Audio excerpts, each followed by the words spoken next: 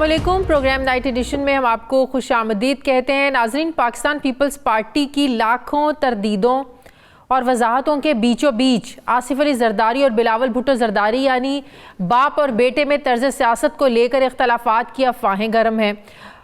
बिलावल भुट्टो के अचानक दुबई जाने को कोई बाप बेटे में नाराज़गी कह रहा है, कोई से पार्टी चलाने को लेकर मुतज़ाद पॉलिसी का नाम दे रहा है और कोई से पाकिस्तान पीपल्स पार्टी की स्ट्रैटेजी कह रहा है। इस सारी सूरत हाल पर जब सवालात उठे तो पिछले कुछ अरसे से जारहाना सियासत करने वाली पीपल्स पार्टी एकदम दिफाई पोजीशन लेने पर हमें नज़र आई। बिलावल भुट्टो की अचानक दुबई रवानगी की सबसे बड़ी वजह आसिफ अली जरदारी का हालिया एक इंटरव्यू है, जिसमें जरदारी साहब ने दो टोक अल्फाज में कहा था कि बिलावल अभी ट्रेंड नहीं है, सीखने में वक्त लेगा। बल्कि जुमले को आगे बढ़ाते हुए उन्होंने कहा कि उन्हें टिकट भी मैंने ही देनी है। आसिफ अली जरदारी ने इसी इंटरव्यू में बिलावल भुट्टो जरदारी के बुजुर्ग सियासतदानों को सियासत से आउट करने और घर बैठने के मशवरे को जनरेशन गैप से ताबीर किया था। आसिफ अली जरदारी का इंटरव्यू नशर होने की देर थी कि खबर आ गई कि बिलावल भुट्टो जरदारी दुबई जा रहे हैं।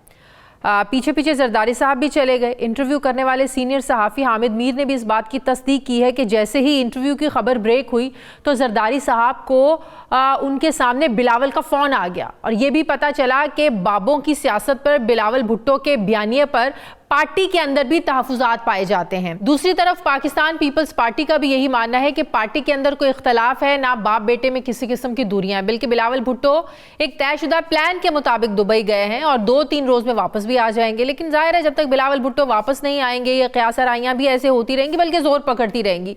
ये भी सवाल उठेगा कि क्या आसिफ अली जरदारी और बिलावल भुट्टो तर्ज सियासत को लेकर दो अलग अलग इंतहाओं पर खड़े हैं। एक राय ये भी सामने आ रही है कि पाकिस्तान पीपल्स पार्टी अगले सेटअप में अपना शेयर बढ़ाने के लिए गुड कॉप और बैड कॉप की स्ट्रैटेजी के साथ आगे बढ़ रही है, बिल्कुल वैसे ही जैसे माजी में शरीफ बरादरान किया करते थे।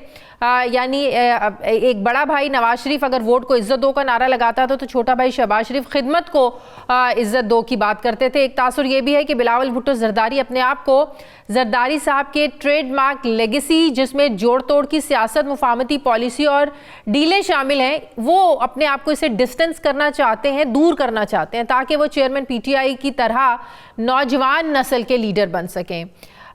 ये सारा क्या मामला है, इन इख्तलाफात में कितनी सच्चाई है? दूसरी तरफ सिंध की सतह पर जो एक नया सियासी इत्तेहाद बना है, जिसमें तमाम इत्तेहादी जमातें, जो फंक्शनल लीग है, MQM है, इन जमातों ने जो है वो इस बात पर इत्तफाक किया है कि जिस हल्के में जिस पार्टी का उम्मीदवार मजबूत होगा बाकी सारी जमातें उसको सपोर्ट करेंगी। तो एक जो बड़ा इत्तेहाद जो GD और इन जमातों का बन गया है वहाँ पर, और जो सारी स्ट्रैटेजी है, ये पाकिस्तान पीपल्स पार्टी को इलेक्शंस में कितना सिंध में डैमेज करेगी, मैं बात करूंगी। मुझे मौला बख्श चांडियो साहब ज्वाइन कर रहे हैं, पाकिस्तान पीपल्स पार्टी के सीनियर रहनुमा। अस्सलाम वालेकुम, बहुत बहुत शुक्रिया चांडियो साहब आपका। सबसे पहले तो चांडियो साहब मुझे ये बताइएगा कि बिलावल भुट्टो की 70 साला बुजुर्गों के हवाले से जो राय थी कि सियासत से दूर होकर वो रेस्ट करें, उन्हें रिटायर्ड हो जाना चाहिए, वो घरों में बैठें, क्या आपको बिलावल भुट्टो की ये बात बुरी लगी, आपने एग्री किया? पहली बात तो आपकी मेहरबानी, बड़े प्यार से और तमतराक से, बड़े ठाठ से मेरा नाम लिया है, मैं आपका शुक्रगुजार हूँ, आपकी बड़ी मेहरबानी। दूसरी बात, मैंने आपकी बहुत सारी बातें सुनी हैं, बड़े लोगों की बड़ी बातें होती हैं। आम आदमी कुछ भी हो जाए तो उसका तज़किरा नहीं बनता, लेकिन अगर बैनुल-अक़वामी सतह के अफराद अब कुछ भी करें, वो उनके बाल बनाने का भी अगर कोई मामला आता है तो वो भी एक ट्रेंड बन जाता है, कपड़े भी, लिबास भी, बातें भी। तो जाहिर है जरदारी साहब और बिलावल साहब इस मुल्क के तो बड़े आदमी हैं और बैनुल-अक़वामी शख्सियात भी हैं, लेकिन इस मुल्क के तो यकीनन वो बड़े आदमी हैं। अब उनकी बातों ने कई रंग निकाल दिए, कई फूल खिला दिए हैं। अब हर आदमी अपने अपने अपने समझदारी के मुताबिक अपना फन दिखाने की खातिर, कुछ भी नहीं है, कोई इख्तिलाफ उनका नहीं है और ऐसी कोई उन्होंने बात की नहीं है। 70 साल हम सब कहते हैं, हमारे यहाँ तो बच्चा ये कहता है यार 70 साल का है, अभी इनको कोशिश करनी चाहिए।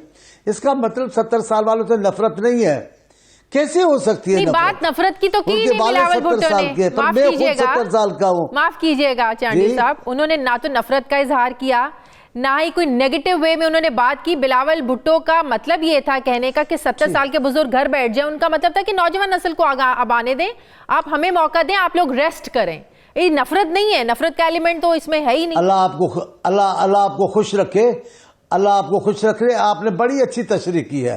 असल बात यही है, ये नहीं कहा कि 70 साल के लोग घर बैठ जाए, असल है। और ये बिलावल भुट्टो साहब पाकिस्तान की तारीख में पहली बार बिलावल भुट्टो साहब के नाना थे जिन्होंने जुमला कहा था, आज भी तारीख में महफूज है कि हमें पाकिस्तान में अपने नौजवानों पे भरोसा करना होगा। उससे पहले नौजवानों पे भरोसा नहीं करते थे। मैं अभी नाम नहीं लेता उन बड़े बड़े बुजुर्गों का, वो ही सियासतदान थे। लेकिन भुट्टो साहब आए, न सिर्फ खुद जब आए तो कहा यार ये बच्चा क्या हमारा कर लेगा। अब मैं उनका नाम नहीं लेता हूं जिन्होंने सियासत की भुट्टो साहब के सामने। भुट्टो साहब आए, सियासत करके चले भी गए और अपनी छाप छोड़ गए हैं पाकिस्तान की सियासत में। इसी तरीके से ही अभी भी ये बात है उनकी। बिलावल साहब आए, अभी भी आई, ये तो बच्ची है। ये हमारे सिंधी में एक लीडर था, वो कहता किक्की, किक्की के मतलब छोटी बच्ची के। तो क्या वो क्या कर गई है आप देखो। जिन लोगों जो अपने वालिदैन की फातेह में जाना शरन गलत समझते थे, जो भुट्टो साहब के साथ सख्त दुश्मनी रखते थे, वो सब लोग भी बेनजीर साहबा के मज़ार पे गए, उन्होंने फातिहा पढ़ी। बेनजीर साहबा कई इख्तिलाफात खत्म करा के चली गई हैं। आप देखिए बेनजीर साहबा की शहादत पे मियाँ साहब इंतखाबात का बाइकाट करके बैठ गए थे, कहा कि मैं इंतखाब नहीं लड़ूंगा। आसिफ साहब उनको कायल करा के लाए और वो तीसरी बार वज़ीर-ए-आज़म बने। तो ये बात करना के बुजुर्ग आ गया है, अपनी जगह पर सही है। लेकिन ये जमाना है नौजवानों को आगे आना पड़ेगा। सही, नौजवानों को हम आगे अगर नहीं लाएंगे तो कैसे मामला चलेगा, नहीं चलेगा। पाकिस्तान को जरदारी साहब के नजदीक तो अभी तजर्बा तो तजर्बा ही होता है ना। इसका मतलब ये नहीं है, इसका मतलब ये नहीं कि बुजुर्गों को निकाल देंगे हम। सही, लेकिन जरदारी साहब के नजदीक तजर्बा होता है और बात भी बिल्कुल ठीक है। तजर्बा जाहिर है मैटर करता है सियासत में, हर चीज में। हाँ बिल्कुल ठीक है, लेकिन वो ये भी कहते हैं कि वो ट्रेंड नहीं है, उसको अभी ट्रेनिंग की जरूरत है, वो ट्रेंड हो रहा है। लेकिन अभी तजर्बा भी नहीं है, ट्रेंड भी नहीं है। आपने कर दी है, सुन लेना। तो फिर पाकिस्तान पीपल्स पार्टी, पूरी पाकिस्तान पीपल्स पार्टी तो अपना अगला वजीर आजम देखी बिलावल भुट्टो को रही है। तो जब जरदारी साहब कह रहे हैं कि ना तो वो ट्रेंड है ना तजर्बा है, ये बात सुन लें, अगर वालिदैन जिंदा है, सलामत है, अल्लाह उनको खुश रखे, जिंदा सलामत हो, तो बच्चा चाहे 80 साल का हो जाएगा बेटा, लेकिन वो उनके सामने बच्चा ही रहेगा। तो उन्होंने ऐसी कोई बात नहीं की। जाहिर है वो 70-72 साल के खुद है, लेकिन बेटा उनका नौजवान हो गया, कयादत कर रहा है, पूरी दुनिया में उन्होंने तस्लीम कराया, पूरे पाकिस्तान के मुखालफों से तस्लीम करवाया कि वो एक मुद्दब्बिर रहनुमा है। तो आसिफ साहब ने ऐसी कोई बुरी बात नहीं की जो बिलावल साहब को खराब लगे। नौजवानों पे भरोसा करना होगा, नौजवानों पे भरोसा। लेकिन हामिद मीर साहब ने, अभी आपने हामिद मीर साहब का भी मैंने शॉर्ट चलाया जिसमें हामिद मीर साहब ने कहा कि ड्यूरिंग इंटरव्यू ही बिलावल का फोन आ गया और वो जाहिर इंटरव्यू पे बात करे तो जरदारी साहब को ये कहना पड़ गया। तो जैसे अब सवाल थे, मुझे अब कुछ तो कहना था ना, मतलब कि जरदारी साहब को एक्सप्लेन करना पड़ गया, जिससे जाहिर है ये तासुर मिला कि बिलावल भुट्टो नाराज हुए और नाराज होकर दुबई चले गए। मेरा ख्याल है नाराज होकर दुबई नहीं गए। इंटरव्यू का जुमला जो आपने सुनवाया है, मैंने भी सुना, हामिद मीर साहब का मैंने सुना, उस पर तासुरात ऐसे ही उभरेंगे। जो सुनेगा वो यही कहेगा। लेकिन बिलावल साहब इंतहाई फरमान बरदार औलाद है और बड़ी अच्छी तरबियत है माँ की, उनकी और वालिद की। नाराजगी की बात नहीं, तौहीन की बात नहीं, लेकिन वो जिस नस्ल के नुमाइंदा है, जिस नस्ल की पाकिस्तान को जरूरत है, जिस क़यादत की जरूरत है, उसकी नुमाइंदगी करते हैं। तो वो बात की तो कोई बुरी बात नहीं है। तो आप लोगों के वजीर आजम अगले बिलावल भुट्टो ही होंगे अगर आप लोगों को अक्सरियत मिल जाती है। आप लोग तो कह रहे हैं कि हमारा अगला वजीर आजम बिलावल भुट्टो ही होगा। इंशाअल्लाह ताला पीपल्स पार्टी के हर कारकुन का ख्वाब है कि वजीर आजम बिलावल भुट्टो साहब बने। लेकिन एक मखलूत हुकूमत के जरिए बन सकते हैं, क्योंकि जरदारी साहब ने तो कहा है कि 172 सीटें तो कोई नहीं ले सकता, कोई पार्टी नहीं ले सकती है, तो लिहाजा मखलूत हुकूमत ही बनेगी। आपने मुझसे पीपल्स पार्टी कारकुनों की ख्वाहिश पूछी है, मैंने उसका जवाब दिया है। आप ये नहीं पूछा कि ये वोट होंगे, ये सीटें होंगी, ये हालात। मैं हालात पे तबसरा नहीं कर रहा। आपने मुझसे ख्वाहिश पूछी है कि क्या आप सब चाहेंगे, मैं कह रहा हूं हाँ। पीपल्स पार्टी का बच्चा बोलेगा वजीर आजम बिलावल भुट्टो। तो साथ साथ ट्रेनिंग भी चलेगी और साथ साथ वो अपने वजीर आजम के फराइज भी सरअंजाम देंगे। ट्रेनिंग को आपने खामखा पकड़ लिया है। माँ बाप का काम है सारी जब तक जिंदा रहते हैं अपने औलाद की तरबियत करते रहते हैं और यही तरबियत का नतीजा है। आप देखिए, मैं अब नाराज मत होना, सीधी बात बताऊं, इमरान खान साहब की उम्र 72 साल के करीब को है, 71-72 साल के करीब, लेकिन उन्होंने मरियम बीबी के लिए जो जुमला कहा, जो आपने सुना मरियम बीबी के लिए, हम सब उस पर नाराज हुए। बिल्कुल। उम्र तो उनकी 72 साल है, लेकिन ये जुमला बिलावल साहब नहीं बोल सकता। क्यों? बात उम्र की नहीं होती, बात तदब्बर और शऊर की होती है। बिलावल साहब ने तदब्बर से साबित किया है कि वो बहुत बड़े मुदब्बिर है। पहली तकीर इमरान खान साहब के सामने जो की है बिलावल साहब ने और शहबाज शरीफ साहब ने, पूरी कौम ने उनको सराहा है कि बिलावल साहब किसी तकीर में गाली नहीं है। बिलावल साहब ने किसी को तौहीन नहीं किया है, किसी के खानदान जाती मामलात पे नहीं बात की। आज तक बिलावल साहब ने इमरान खान साहब की जाती जिंदगी में बातें नहीं की है। ये तो उनकी शराफत वाली ट्रेनिंग है।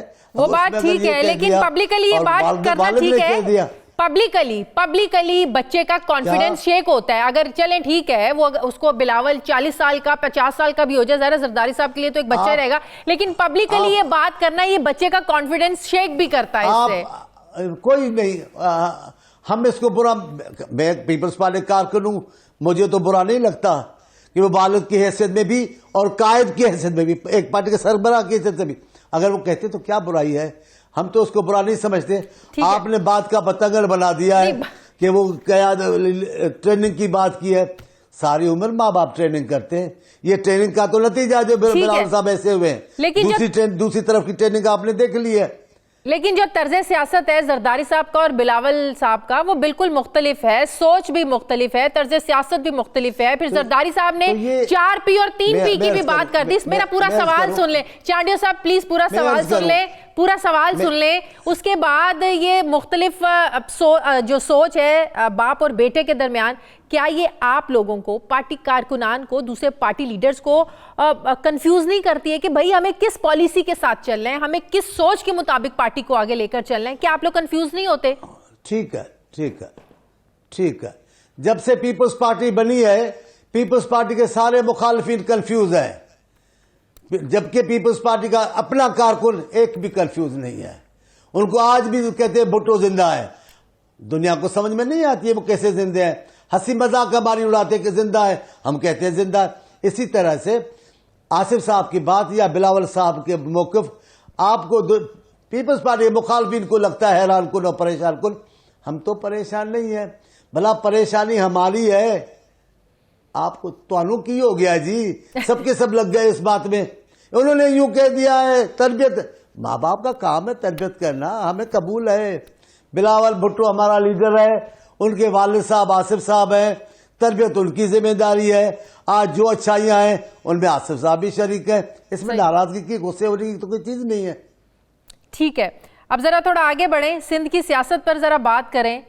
सिंध में आप लोग जिसके इत्तेहादी रहे हैं 16 महीने, नून लीग एक बड़ा मजबूत इत्तेहाद बना रही है। अभी मैंने अपने इंट्रो में भी कहा कि एक ऐसा सियासी इत्तेहाद नया बन रहा है जिसमें उन्होंने इत्तेफाक किया है कि जिस हलके में जिस सियासी जमात का कैंडिडेट उम्मीदवार मजबूत होगा, बाकी सारी सियासी जमातें उसको मजबूत करेंगी। GDA है, फंक्शनल लीग है, MQM है, नून लीग है, ये सब मिलकर आप लोगों के खिलाफ इतना मजबूत सियासी इत्तेहाद बनाने जा रहे हैं। कितना टफ है आप लोगों के लिए? जवाब आ गया, सवाल आ गया आपका? जी जी जी, सवाल आ गया है जी। अब मैं जवाब दूं जी। हमारे मुखालिफिन का ये फैसला करना कि सारे पाकिस्तान की जमायतें मिलकर पीपल्स पार्टी के उस उम्मीदवार के सामने मुत्तफिका उम्मीदवार खड़े करेंगी, ये शिकस्त की दलील है या फतेह की दलील? ये तो उनकी शिकस्त है। सबके सब मिलकर हमारा मुकाबला करना चाहते हैं, पहली बात।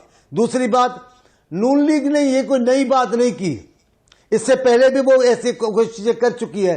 तमाम कौम परस्तों को, मुझे याद है अल्लाह गनी के रहमत करे रसूल बख्श पलीजो साहब को, उसके घर नसीम नगर में आए, तमाम जमायतों को मिलाया उन्होंने, इत्तेहाद किया कौम परस्तों को मिला के, नतीजा जो कोई नहीं निकला। आप देखिए भला, और अभी क्या होगा आप देखिए। लियाकत जतोई को उन्होंने वजीर आला बनाया, हमारी मुंतखब हुकूमत को हटाकर हमारी हुकूमत के खिलाफ बगावत करवा कर उन्होंने इत्तेहाद किया। नतीजा क्या निकला? एक बात। तीसरी बात, ये इत्तेहाद जिसमें कौम परस्त भी है, MQM भी है, दूसरी जमायतें भी हैं, क्या ये सारी की सारी जमायतें पहले पीपुल्स पार्टी के खिलाफ जमा नहीं हुई है? आपको याद नहीं, GDA के एक लीडर ने कहा था हम पीपुल्स पार्टी का मुतबादिल बनेंगे। 3 इलेक्शनें गुजरी हैं, GTA मुतबादिल बन सकती है? नहीं बन सकी। मेरे दो जुमले सुन लीजिए। GDA में सवाए पीर साहब पगारों के कोई जमायत नहीं है। इस पूरे इत्तेहाद में MQM के सिवा कोई जमायत नहीं है। हमें पता है कहां है ये, कहां जाकर हमारा मुकाबला करेंगे। हमें इनसे कोई डर नहीं। हाँ, हारना जीतना, इलेक्शन में आना, कभी वजीर अज़म मुंतखब होना, कभी ना होना, कभी अपोजिशन में बैठना, ये सियासत तो अच्छी पार्टियों का तो इम्तियाज है। हम तो नहीं घबरा रहे। आप लाख साजिशें करके हमें हराएं, लेकिन पीपुल्स पार्टी सिंध में कुव्वत थी, सिंध में कुव्वत है, सिंध में कुव्वत रहेगी। ठीक है। अच्छा, आखिरी सवाल, आप लोग तो लेवल प्लेइंग फील्ड का शिकवा कर ही रहे हैं, अब भी करते हैं आप लोग, तहरीके इंसाफ भी कर रही है। अब तो जावेद लतीफ़ साहब ने भी कह दिया है कि अगर लेवल प्लेइंग फील्ड हमारे लिए होती तो नवाज शरीफ के लिए रेड कार्पेट बिछाया जाता। मतलब कि वो वहाँ से आ गए, जिस तरीके से वो वहाँ से आए, जिस तरह उन्हें वहाँ से रुखसत किया गया। तो मैं सवाल सुन लेना जावेद लतीफ़ साहब जी। चलें आप जवाब, अगर आपको सवाल की समझ आ गई है तो आप जवाब दे दें। अब चले आप जवाब पूरा सवाल कर ले, पहले दुख हो जाएगा आपको। नहीं, मुझे बिल्कुल दुख नहीं होगा। आपको सवाल समझ आ गया, आप जवाब दे दें। आप देखें, ये जो रेड कारपेट कहते वो था तो सही। जैसे ही एयरपोर्ट पे उतरे, अदालत एयरपोर्ट आ गई है मियां साहब की खातिर। आप देख ले, जो इमरान खान पे इल्जाम था वो इन पे था। जब गए तो सारे दुनिया ने मिन्नतें की कि वो बीमार हैं। मैं मियां साहब की जिंदगी के लिए दुआ गो हूं, अल्लाह उनको तंदुरुस्ती वाली हयात अता फरमाए। मैं सियासी बात कर रहा हूं कि जब गए तो सारे जहान में मातम का ढंडोरा पीटा गया कि वो तो बहुत बीमार है। फिर PTI की एक लीडर है पंजाब की खातून, वो बड़ी अच्छी है, उन्होंने कहा नहीं है वो इंसानियत बुनियाद पर उनको जाने दें। वो तो इंसानियत के नाते गए, तो आते भी इंसानियत के नाते। वो नाता था कि आप फिर जेल जाते, वहां से अपनी जमानत करवाते। तो हम अगर तबसरा कर लिया तो बुरा क्यों मनाया जा रहा है? इस पर बुरे मानने की तो बात नहीं है।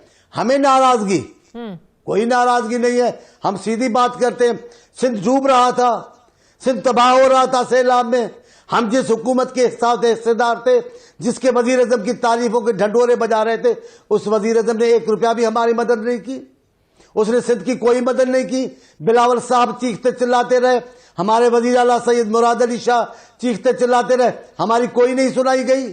एक बात नहीं सुनी गई हमारे साथ जो सिंध के साथ ज्यादती हुई सैलाब में। ठीक है, बहुत बहुत शुक्रिया। पाकिस्तान पीपल्स पार्टी के सीनियर रहनुमा मोहम्मद चांडियो साहब मेरे साथ थे, बहुत शुक्रिया आपका। मुझे ब्रेक लेनी है नाज़रीन, वापस आते हैं एक वक्फे के बाद।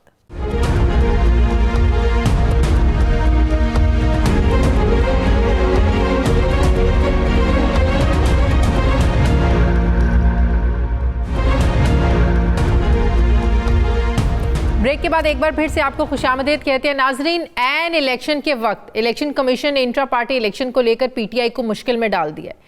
इलेक्शन कमीशन ये समझता है कि जून 2022 में PTI ने जो इलेक्शन करवाए वो शफाफ नहीं थे, इसलिए तहरीक इंसाफ अपने पार्टी आइन के मुताबिक शफाफ और गैर मतनाज़ इलेक्शन करवाने की पाबंद है। कुछ माहिरीन का ये मानना है कि अगर PTI 20 दिन में इंट्रा पार्टी इलेक्शन यानी पार्टी के अंदर इलेक्शन ना करवा सकी तो बल्ला क्लीन बोल्ड भी हो सकता है और ज़ाब्ते की खिलाफ वर्जी पर पार्टी रजिस्ट्रेशन भी ख़त्म हो सकती है। अब सवाल ये है कि मुश्किल में फंसी PTI इतने शॉर्ट नोटिस पर इंट्रा पार्टी इलेक्शंस करवाने में कामयाब हो जाएगी। सवाल ये भी है कि party chairman Imran Khan jail से इंट्रा पार्टी इलेक्शन लड़ने के क्या अहल हैं और क्या वो पार्टी के चेयरमैन बरकरार रह सकते हैं। अगर इमरान खान को पार्टी चेयरमैनशिप से हटाया गया तो कौन लेगा उनकी जगह। दूसरी तरफ इलेक्शन कमीशन ऑफ पाकिस्तान आम इंतखाबात की तैयारियों में भी मसरूफ़ है। इब्तदाई हल्का बंदियों पर तमाम एतराज़ात सुने जा चुके हैं और हतमी हल्का बंदियों की फहरिस्त 30 नवंबर को शाया होने जा रही है। इलेक्शन कमीशन ने आम इंतखाबात में फ़ौजी जवानों की तैनाती के लिए वजारत दाखिला को ख़त भी लिखा है और अगले कुछ दिनों में ज़ाब्ता अखलाक का ऐलान भी मतवक्के है। अब अहम बात यह है कि इलेक्शन कमीशन ने निगरान सेटअप को तमाम सियासी जमातों को लेवल प्लेइंग फील्ड फराहम करने की हिदायत की है। सवाल ये भी है कि क्या निगरान हुकूमतें इलेक्शन कमीशन की हिदायत पर पीटीआई समेत तमाम सियासी जमातों को लेवल प्लेइंग फील्ड मुहैया करेंगी। सवाल ये भी है कि क्या निगरान हुकूमतें एक सियासी जमात को कॉर्नर करने और दूसरों के लिए सहूलतकारी करने की छाप उतार सकेंगी। इसी पे मैं बात करूँगी। मुझे कंवर दिलशाद साहब ज्वाइन कर रहे हैं, साबिक सेक्रेटरी इलेक्शन कमीशन। अस्सलाम वालेकुम, बहुत बहुत शुक्रिया कंवर दिलशाद साहब आपका। कंवर दिलशाद साहब, सबसे पहले तो ये बताएं कि इलेक्शन कमीशन ने इंट्रा पार्टी इलेक्शंस के हवाले से फ़ैसला तहरीक इंसाफ का वो तो सितंबर से फ़ैसला महफूज किया हुआ है। 70 दिन हो गए फ़ैसला महफूज किए हुए, तो ये फ़ैसला जल्दी सुनाया क्यों नहीं गया, ताकि अगर आपने ये हुक्म देना था, ये फ़ैसला देना था कि जो तहरीक इंसाफ है वो इंट्रा पार्टी इलेक्शन करवाए, तो उनको भी वक्त मिल जाता सोचने का, स्ट्रैटेजी का, कौन कैंडिडेट है, क्या है, किसको खड़ा करना है। तो आप बिल्कुल एन इलेक्शंस के करीब आके और सिर्फ 20 दिन का वक्त देना, ये ज्यादती नहीं है? दरअसल आज आप मेरा कानून पढ़ लें, इंट्रा पार्टी इलेक्शन जो है ना तहरीक इंसाफ के, वो 2011 से मुतनाज़ा चले आ रहे हैं। जब इसके पहले चीफ इलेक्शन कमिश्नर थे इंट्रा पार्टी इलेक्शन करवाने के, जस्टिस वजीरुद्दीन, जो पार्टी के सीनियर वाइस चेयरमैन भी थे, उन्होंने भी 2011 के इंतखाब इंट्रा पार्टी इलेक्शन को मुस्तरद कर दिया था और वहां तक लाखों रुपए जो हैं वो तकसीम हो गए हैं, वोट बाकायदा परचेज किए गए, बराए फरोख्त किए गए। और सबसे बड़ी अहम बात ये हुई 2011 में जब इंतखाबात हुए तो जनाब मोहतरम सदर पाकिस्तान जो है इस वक्त, वो भी निजी महफिलों में कहते रहे कि मुझे हराया गया और 5-5 लाख रुपए वोट देकर खरीदे गए। और इसी तरह से हामिद खान ने भी यही कहा कि वोट खरीदे गए और बड़ी बड़ी शख्सियात का नाम लिया गया, इनको पार्टी से निकाल दें। अगर जस्टिस वजीरुद्दीन की हदायत पर अमल होता उनके मशा पर, तो तमाम पार्टी के जो खास थे जिन्होंने पैसे की लेन देन की, उनको अगर वो निकाल दी जाती तो आज इमरान खान की नौबत ना आती। लेकिन इसी तरह ये एक माजी है, इसमें कोई शक नहीं है। जस्टिस वजीरुद्दीन साहब की जो आप ये जो बात कर रहे हैं कि जनाब ये तो पार्टी इंट्रा पार्टी इलेक्शन करवाने में, वो ठीक है, वो बात ठीक है। मेरा सवाल ये था कि 70 दिन हो गए, आपने इलेक्शन कमीशन ने फैसला महफूज किया, आप जल्दी भी तो फैसला सुना सकते थे। अगर आपने ये फैसला, आपको पता था कि आपने क्या फैसला देना है, तहरीक इंसाफ को वक्त मिल जाता। वो तो बात दुरुस्त है कि हमें इस पर बड़ा ये तो आपका पॉइंट, इलेक्शन में पाकिस्तान को जब सितंबर में जो फैसला रिजर्व किया था, उसको चंद हफ्तों में उसको फैसले को सुना देना चाहिए था। अंदर क्या क्या टेक्निकल बातें हुई हैं ये इसका मतलब नहीं है, लेकिन फैसला इलेक्शन कमीशन को सुना देना चाहिए था सितंबर के 2 हफ्ते 3 हफ्ते के बाद। लेकिन इस वक्त भी इलेक्शन कमीशन ने बड़ा एक महफूज रास्ता दिया है। उन्होंने ये कहा है कि आप 20 दिन में क्या 15 दिन में भी इंतखाबात हो सकते हैं, जैसे बाकी पार्टियों ने करवाए हैं बिला मुकाबला इलेक्शन करवा लें। कोई हाँ करा लें, किसी को खड़ा ही ना करें, अनाउंस कर दें बिला मुकाबला। ये भी मुंतखब हो गया, सदर भी हो गया, चेयरमैन भी हो गया, जैसे बाकी पार्टीज करती हैं। करा लें, जैसे बाकी लोग करवाया, ये भी इंतखाबात का अमल करवा लें। लेकिन जहाँ तक कि जेल में जाने का ताल्लुक है या और पोश हो गए हैं, तो वो भी उनकी अदम मौजूदगी में भी जो है वो बिला मुकाबला भी इंतखाबात हो सकते हैं, जैसे बाकी सियासी पार्टियां करती रहती हैं। लेकिन सबसे बड़ी अहम बात यह कि इमरान खान को भी सोचना चाहिए कि जो वो जेलों में है, सजा मिल रही है, कन्विक्टेड हो गए हैं, तो अपनी पार्टी में मुतबादिल क़यादत को लेके आए। जैसे कि जुल्फ़िकार अली भुट्टो साहब जेल में गए, उन्होंने मुसर्रफ भुट्टो को बना दिया पार्टी का क्या मुकाम चेयरमैन, वही पार्टी को टिकट तस्लीम करती रही। इसी तरह ये भी अपनी किसी पार्टी में जो है अपने जो काबिल एतमाद है, अलीमा खान है, जैसे भी है, इनको पार्टी का चेयरपर्सन बनाकर इंतखाबात के लिए अपना काम शुरू कर दें। अब जेल में मुकदमे जो है मुक्ते। लेकिन इमरान खान क्या इंट्रा पार्टी इलेक्शन लड़ने के अहल हैं? चेयरमैनशिप उनकी बरकरार रह सकती है? मौजूदा कानून के तहत इमरान खान पार्टी के इलेक्शन लड़ने के अहल हैं कि जो कि इलेक्शन एक्ट हमारा 2017 में जो मंजूर किया गया था, उसमें कोई ऐसी कदर नहीं है कि कुछ सजा हो जाए तो पार्टी का सरबराह नहीं रह सकता। वो पार्टी का सरबराह रह सकता है। पार्टी में हमारा जो आइन, जो इलेक्शन एक्ट 2017 है, सेक्शन 200 से लेकर 215 तक, उसमें कोई ऐसी शर्त नहीं है कि सजा मिलने पर किसी को आप पार्टी के सरबराह को हटाया जाए। ये पहला जो हमारा कानून था 2017 से पहले, उसमें ये कदर लगी हुई थी कि अगर किसी को सजा हो जाए तो फिर वो पार्टी का मेंबर या ओहदेदार नहीं बन सकता। लेकिन 2017 की जो इलेक्शन एक्ट बना, उसके तहत वो पार्टी का सरबराह भी रह सकता है। लेकिन नवाज शरीफ साहब को तो सुप्रीम कोर्ट के एक फैसले के मुताबिक पार्टी सदारत से हटा दिया गया था। उस वक्त 2017 का इलेक्शन एक्ट जो था वो नाफिज नहीं हुआ था। वो 28 जुलाई 2017 में सुप्रीम कोर्ट ऑफ पाकिस्तान ने उनको नाअहल करार दिया था। उस वक्त इलेक्शन एक्ट 2017 जो था उसमें शामिल था। ये उस वक्त ये इलेक्शन एक्ट नहीं बना था, वो था इलेक्शन ऑर्डर 2002। उसके तहत उनको नाअहल करार दिया गया था। उनका हयात नाअहल हो गए, पार्टी की सरबराह से महरूम हो गए। लेकिन नया जो इलेक्शन एक्ट बना 2 अक्टूबर 2017 में, उसमें ये शर्त निकाल दी गई थी, कदर निकाल दी गई। इस लिहाज से वो इलेक्शन लड़ सकते हैं। सही। अब पार्टी के अंदर एक कंफ्यूजन तो है कि हमने इतने कम वक्त में, बल्कि अब ये चैलेंज करने जा रहे हैं।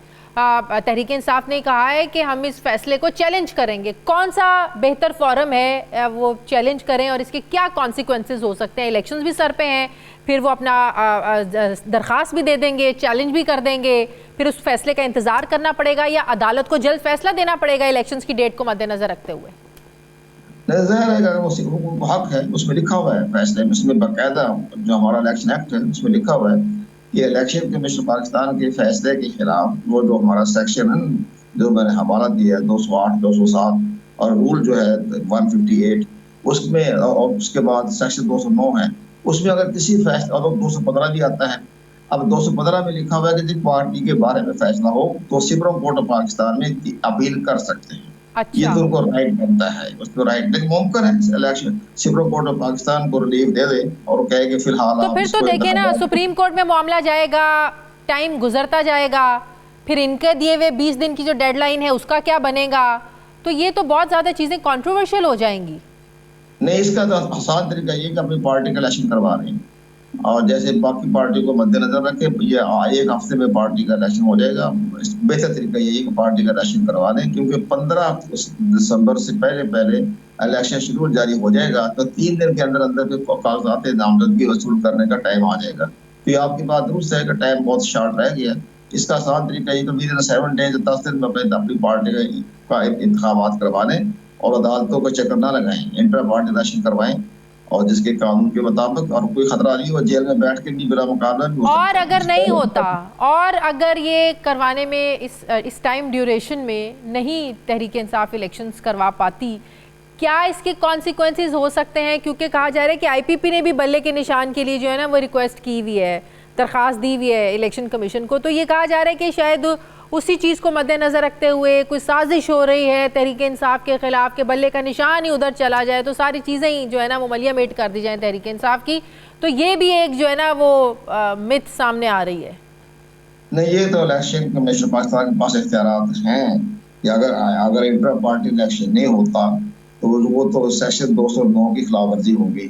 उसके तहत वो निशान जो है इंतखाबी निशान वापस भी लिया जा सकता है। बहुत बहुत शुक्रिया साबिक से इलेक्शन कमीशन कंवर दिलशाद साहब मेरे साथ थे, बहुत शुक्रिया आपका। मुझे ब्रेक लेनी है नाज़रीन, वापस आते हैं वक्फे के बाद।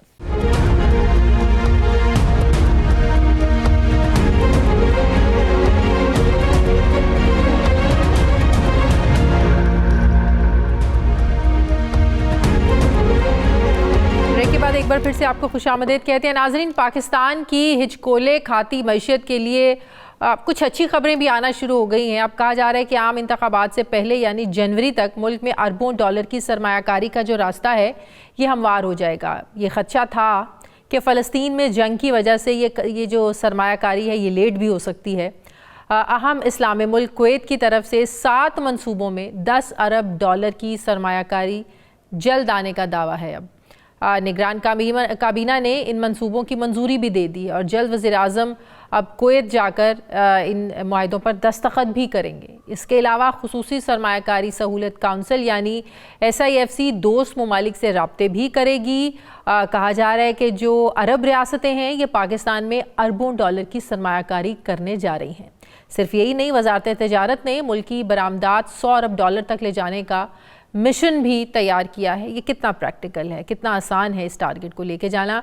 वज़ारत तिजारत का कहना है कि बरामदात बढ़ाने के लिए टेक्सटाइल का शोबा जो है इस पर खुसूसी तवज्जो दी जाएगी और जल्द बड़ी टेक्सटाइल कंपनीज़ का जो वफ्द है ये चाइना का दौरा करेगा। अब देखना यह है कि 100 अरब डॉलर बरामदात का टारगेट ये कितना प्रैक्टिकल है।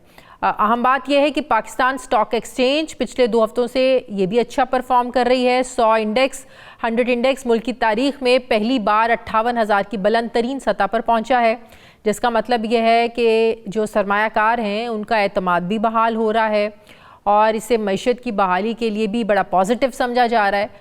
लेकिन अच्छी खबरों के साथ साथ कुछ परेशान चीज़ें भी सामने आ रही हैं।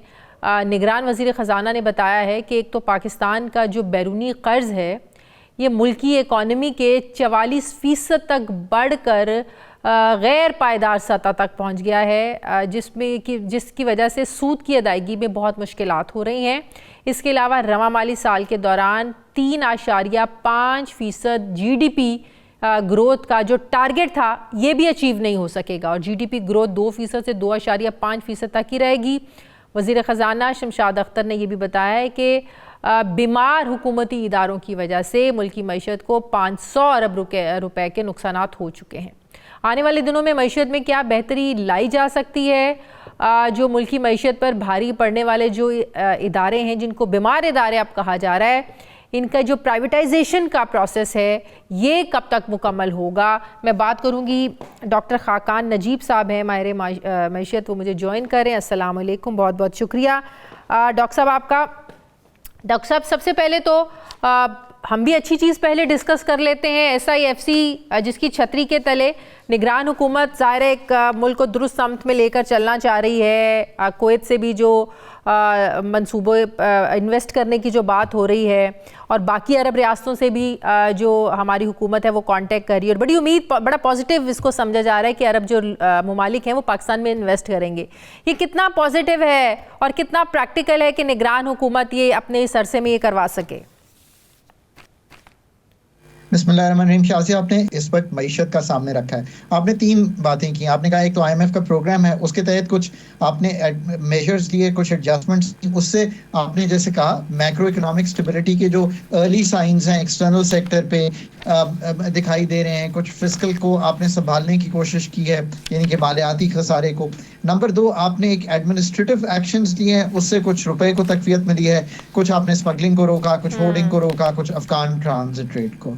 और तीसरी चीज़ आपने रखी कि SIFC के तहत अब आप कोशिश ये कर रहे हैं कि आप अपनी जो इन्वेस्टमेंट है उसको मुल्क में लाने की कोशिश करें और पाकिस्तान को डेट के अलावा पिच करें एज एन इन्वेस्टमेंट डेस्टिनेशन। और साथ साथ आपने कुछ कलीदी चीज़ों का जिक्र किया कि पाकिस्तान की जो एक्सपोर्ट्स हैं वो एक पेरेनियल इशू है, मतलब वो एक लिक्विडिटी क्रंच रहता है कि हमारी एक्सपोर्ट्स कम है, हमारी इंपोर्ट्स ज़्यादा हैं, और जब हम इसको बैलेंस करते हैं तो हमारा करंट अकाउंट का खसारा निकल आता है, और वो जब भी निकलता है रेमिटेंसेस यूज़ करके भी तो हम एक IMF के पास पहुंच जाते हैं। ये है बड़ा clear understanding of the economy. SIFC के थ्रू देखिए ना किन किन जगहों पे कोशिश हो रही है। कोशिश ये है कि जो मिडल ईस्ट है वो अवॉश है विद फंड्स, उनके सॉवरन वेल्थ फंड्स भी, और उनकी जो अपनी इस वक्त प्राइवेट सेक्टर है वो भी। आपको पता है सऊदी अरेबिया में एक बहुत बड़ा उन्होंने इनिशिएटिव लिया है सऊदी अरेबिया को मॉडर्नाइज करने का, वेमेन को मेन स्ट्रीम करने का, दुनिया भर में इन्वेस्टमेंट करने का। तेल की कीमत ने उनको बहुत बड़ा एक बूस्ट दिया है। UAE में भी एक रिकवरी है। सो वो आप कोशिश कर रहे हैं। एक प्रोजेक्ट तो बड़ा क्लियरली मैं आपके सामने रख देता हूँ। रेको डिक का जो हमारे पास इस वक्त 25% शेयर है विद द फेडरल गवर्नमेंट और टोटल मिला के 50% है, उसकी एक इंडिपेंडेंट इवैल्यूएशन कराई गई है। इंडिपेंडेंट इवैल्यूएशन इसलिए कराई गई है कि वो आप सऊदी अरेबिया के साथ डिस्कस कर रहे हैं और यहाँ वो हो गई होगी उनको पिच, क्योंकि कुछ दिन पहले जब मैंने बात की तो ये बात हुई थी कि हम उनको वही इवैल्यूएशन पिच करने जा रहे हैं अपने हिस्से की। सो ये तो एक पर्टिकुलर बात है। इसके अलावा आप कोशिश कर रहे हैं कि टेलीकॉम में कुछ जो है इन्वेस्टमेंट लाई जा सके। सबसे बढ़ के आप कोशिश कर रहे हैं कि आप अपनी जो एग्रीकल्चर है उसमें कॉर्पोरेटाइज करके कुछ इन्वेस्टमेंट जो है लाई जा सके। उसकी वजह यह है कि उनको फूड सिक्योरिटी चाहिए मिडल ईस्टर्न रीजन को। तो आप ये कोशिश कर रहे हैं, आपने एक MOU साइन किए हैं विद फॉरेन इन्वेस्टर्स। ये कोई 1,40,000 एकड़ ऑफ लैंड जो है ये विद लोकल इन्वेस्टर और ताकि ये जाकर ये काम कर सकें। ये both local and foreign investors के साथ ये काम हो रहा है। फिर आप ये कोशिश कर रहे हैं कि आप डिफरेंट जो चलगोजा है, एग्रीकल्चर प्रोसेसिंग जोन्स हैं, इन पे काम कर सकें। एक लिम्स आदि अपनी एग्रीकल्चर लैंड पे तो आपने सोसाइटीज बना ली हैं, आप तो खुद जिम्मेदार हैं अपने मुल्क में एग्रीकल्चर को तबाह करने में, और अब आप उसको कह रहे हैं कि हम ठीक करने चले हैं। अब आप लोग, ये एक बहुत बड़ा फैक्टर दुरुस्त कह रही हैं। देखिए ना, आपने जमीन को यूज किया bye horizontal expansion, not bye vertical expansion of the cities. और फिर सबसे बढ़ के जिसकी कोई बात नहीं करता, आपने जो कि 2.5-3% से अपनी पॉपुलेशन की ग्रोथ की, तो सिटीज फैलती चली गई, सिटीज जो हैं वो मतलब इतना बढ़ गई कि उनका हुजम बढ़ गया, और इसी से आपकी जो एग्रीकल्चर की लैंड थी वो ट्रांसफॉर्म होती रही।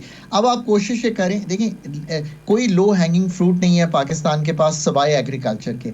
एग्रीकल्चर अगले 3 से 5 साल में इसी ज़मीन को बेहतर काश्त करके, और जो काश्त नहीं हुई उसको इस तरह कॉर्पोरेटाइज करके आप बहुत बड़ा बूस्ट दे सकते हैं टू एक्सपोर्ट ऑल्सो। और जो आप 10 अरब डॉलर की इंपोर्ट करते हैं उसको भी आप एक जैसे कहेंगे एक इंपोर्ट सब्स्टिट्यूशन कर सकते हैं। फिर आपने ये एक्सपोर्ट स्ट्रैटेजी जरूर बनाई है। देखिए ना, लॉन्ग टर्म अब क्या है आपके पास? लॉन्ग टर्म तो यही है ना कि आप दुनिया को कुछ बेचने के काबिल बनाएं। और उसमें हमारा टेक्सटाइल इंडस्ट्री नंबर 1 पे है, जिसको आपको बूस्ट अप करने की जरूरत है, जो आप करना भी चाह रहे हैं अब आप। सो टेक्सटाइल नंबर 1, टेलीकॉम नंबर 2, ये 2 आसान है। Agriculture number 3। यही 3 ऐसी चीजें हैं ना जो आप दुनिया से कनेक्ट करवा सकते हैं। बिकॉज आप गाड़ियां तो कब से बना रहे हैं, पर गाड़ी की बत्ती तक आप एक्सपोर्ट नहीं कर पाते। सो तो थोड़ा सा आने वाली हुकूमत को जो स्ट्रक्चरल काम करना पड़ेगा ना, वो ये है कि ये देखना पड़ेगा कि क्या ऐसी चीजें हैं नई जो ये टेक्सटाइल, एग्रीकल्चर और आईटी से निकल कर हम आगे बढ़े। बिकॉज एक्सपोर्ट को बढ़ाए बगैर आप कभी भी, ये जो आपका क्राइसिस आता है, जिसको आप बैरूनी क्राइसिस आता है ना, और आप आईएमएफ के डोर स्टेप्स पे चले जाते हैं। सो एक्सपोर्ट और उसको बढ़ाने के लिए आपको एक काम करना पड़ेगा जिसका आपने जिक्र किया। देखिए, आपके पास इन्वेस्टमेंट टू जीडीपी लो इसलिए आता है कि वो सारी इन्वेस्टमेंट अनप्रोडक्टिव सेक्टर्स में फंसी हुई है। वो क्या है? डॉलर, गोल्ड और रियल एस्टेट। इन तीनों को आपको डिसइंसेंटिवाइज करना पड़ेगा और कहना पड़ेगा कि जूती बनाएं, बत्ती बनाएं, कोई पिन बनाएं, दुनिया में कोई चीज बेचें जाकर। ये एक वाहिद तरीका है पाकिस्तान के क्राइसिस मोड से निकलने का। और इसके साथ साथ ऑफ कोर्स अब मैं आज एक आर्टिकल भी पढ़ी थी, उसमें लिखा हुआ था कि हमारी मईशत में जो कैश है उसकी सर्कुलेशन जो है वो बहुत ज़्यादा है, और ये जिसमें 5,000 का जो नोट है इसका 1/3 हिस्सा है। तो फिर उसमें ये सजेशंस दी जा रही थी कि अगर एक 5,000 के नोट को ख़त्म कर दिया जाए तो आपके मुल्क में जो करप्शन है, ब्लैक मनी है, मनी लॉन्ड्रिंग है, ये बहुत हद तक इसको कंट्रोल करने में मदद मिलेगी। तो मैं इस चीज़ को समझना चाह रही हूँ कि ये इसका क्या इसमें कनेक्शन है। जो 5,000 का नोट है वो बिल्कुल ही बंद करने की बात करें, क्योंकि कैश इकॉनमी में 5,000 का नोट बहुत ज़्यादा सर्कुलेट करता है। एक तो बात यह कि 8-8.5 ट्रिलियन जो है वो कैश घूम रहा है, बिकॉज ये बहुत बड़ी कैश इकोनॉमी है। बिकॉज लोग 9,000 अरब, 9-9,500 अरब। सो अच्छा, होता ही है कि आप बाजार जाते हैं, आप कैश देते हैं क्योंकि कार्ड सबके पास है नहीं है। इसी तरह मशीन्स भी बहुत मतलब छोटे रिटेलर्स के पास नहीं है। आपने एक एफर्ट की कि आप 5 लाख मशीनें लगाएंगे, नहीं कामयाब हो सके, हज़ारों से आगे नहीं जा सके। रिटेल सेक्टर टैक्स नेट में नहीं आना चाहता, चूंकि वो टैक्स नेट में नहीं आना चाहता। होलसेल सेक्टर टैक्स नेट में नहीं आना चाहता। सो ये सारा जो काम है वो इस पे बेस्ड है। बहुत शुक्रिया डॉक्टर खाकान नजीब साहब मेरे साथ थे। प्रोग्राम खत्म हो गया नाज़रीन, फीडबैक ज़रूर दें, अपना ख्याल रखें, मुझे इजाज़त दें, अल्लाह हाफ़िज़।